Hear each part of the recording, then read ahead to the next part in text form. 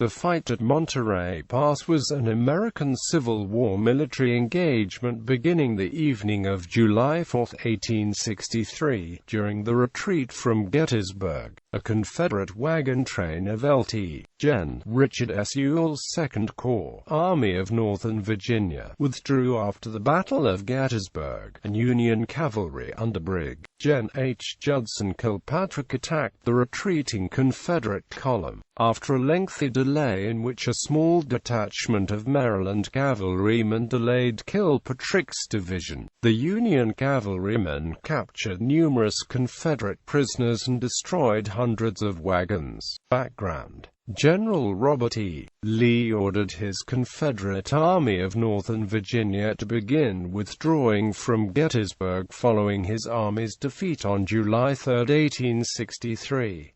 When Gen. George G. Meade's Army of the Potomac did not counterattack by the evening of July 4, Lee realized that he could accomplish nothing more in his Gettysburg campaign and that he had to return his battered army to Virginia. His ability to supply his army by living off the Pennsylvania countryside was now significantly reduced, and the Union could easily bring up additional reinforcements as time passed, whereas he could not prior to the movement of the infantry and artillery. However, Lee was concerned with removing his long train of wagons, supplies, and wounded men over South Mountain and into the Cumberland Valley.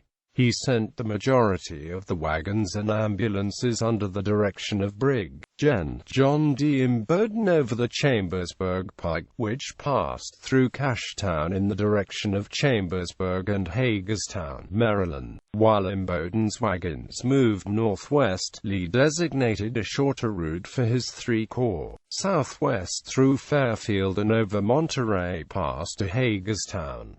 After dark on July 4, Lt.Gen. A.P. Hill's 3rd Corps headed out onto the Fairfield Road, followed by Lt.Gen. James Longstreet's 1st Corps and Lt.Gen. Richard S. Ewell's 2nd Corps. Lee accompanied Hill at the head of the column, departing in the dark. Lee had the advantage of getting several hours head start, and the route from the west side of the battlefield to Williamsport was about half as long as the ones available to the Army of the Potomac. However, the first traffic on the Fairfield Road had begun on the evening of July 3, when Ewell, concerned about the logistical challenges of the impending retreat, sent his corps trains and herds of captured cattle ahead of his main body. He divided his wagons into 3 columns.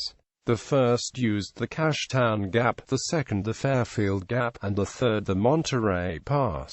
The wagons headed for Monterey Pass followed the route of Gen. George Pickett's division, which was moving to the rear as escorts for the Union prisoners of war from the battle. Early on July 4, Meade sent his cavalry to strike the enemy's rear in lines of communication so as to harass and annoy him as much as possible in his retreat. 8 cavalry brigades took to the field. Col. J. Irvin Gregg's brigade moved toward Cashtown via Hunterstown and the Mummersburg Road, but all of the others moved south of Gettysburg. Brig.Gen. Judson Kilpatrick's cavalry division joined up with the brigade of Col. Panakui at Emmitsburg, Maryland, and they were ordered to locate and destroy a heavy train of wagons that had been spotted by a Union signal station.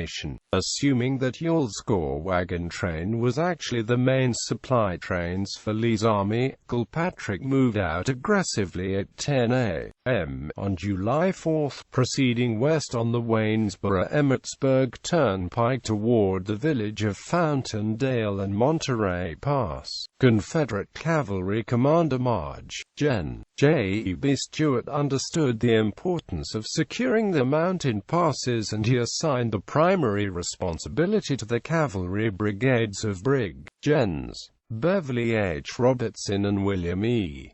grumbled Jones. Recognizing the vulnerability of Ewell's immense wagon train in the narrow Monterey Pass, Jones asked permission from Stuart to use his entire brigade to defend it. Stuart allowed the 6th and 7th Virginia Cavalry Regiments and a battery of horse artillery under Captain Roger Preston to be assigned. The 7th Virginia was soon recalled, replaced by the 4th North Carolina Cavalry of Robertson's brigade.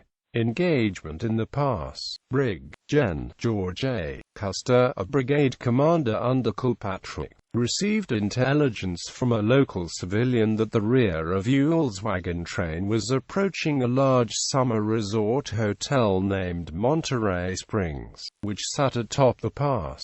Despite being warned of a Confederate artillery placement ahead, Kilpatrick ordered his entire force to advance. A single 12-pounder Napoleon of Courtney's battery fired a shot at the Union horsemen, but the gunners withdrew before they could be attacked. The remaining Confederate force on the road up the hill to the pass consisted of a detachment of 20 dismounted cavalrymen under Captain George M. E. Mack from the 1st Maryland Cavalry Battalion, along with a single cannon. As Union troopers from the 5th Michigan Cavalry approached E. Mack's men, the cannon opened fire and 8 of the Marylanders conducted a mounted charge into the head of the Union column. In the dark and the heavy rain, the Union cavalrymen were taken by surprise and many of them retreated in panic. The Confederate cavalrymen dismounted and took up positions on both sides of the road. When the Federals returned, E. Mack's men waited patiently until they were about 10 yards away and opened fire. The Union cavalrymen were convinced they were opposed by a much larger force. While this standoff continued, Ewell's wagons were moving as swiftly as possible to get out of range of the Union cavalry threat. By the time Grumble Jones was able to make his way to the scene through the crowded roads, the small Maryland detachment had been driven back several hundred yards, almost to the road junction being used by the wagon train. By this time less than one half of the train had made it safely through the pass.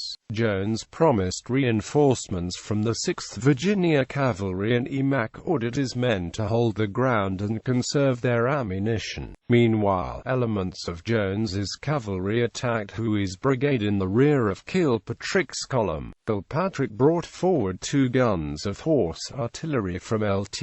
Alexander C. M. Pennington's battery M. 2nd U.S. Artillery, supported by men of the 1st Ohio Cavalry. South of the hotel, a bridge on the road had not been destroyed by the Confederates, and Col. Russell A. Alger of the 5th Michigan Cavalry requested reinforcements to make a mounted charge across the bridge. Kilpatrick ordered Custer to make the attack with his full Michigan brigade. The advance of the 5th and 6th Michigan Cavalry regiments was slowed by the darkness, difficult terrain, and dense undergrowth. The tiny group of Marylanders, supported by a few cavalrymen from the 4th North Carolina of Robertson's brigade, had delayed the Union advance for nearly 5 hours. At about 3 a.m. on July 5, as the Michigan Brigade continued to move slowly forward, Kilpatrick sent in the 1st West Virginia Cavalry under Major Charles E. Capehart. 640 officers and men charged what they imagined to be 5 times the numbers. In hand-to-hand fighting with sabers and revolvers, they seized the Confederate cannon, and Capehart was later awarded the Medal of Honor for his gallant service. The road was open to attack the wagon train. Attacking the wagon train, the Union cavalrymen crashed into the column of now lightly protected wagons. Custer, in his enthusiasm for the charge, was thrown from his horse and nearly captured. Grumble Jones also narrowly avoided capture. Pennington's artillery began shelling the wagons toward the rear of the column, splintering carriages and blocking any opportunity for retreat. The Union and Confederate cavalrymen became thoroughly mixed up among the wagons, and the enemies were unable to differentiate themselves in the darkness.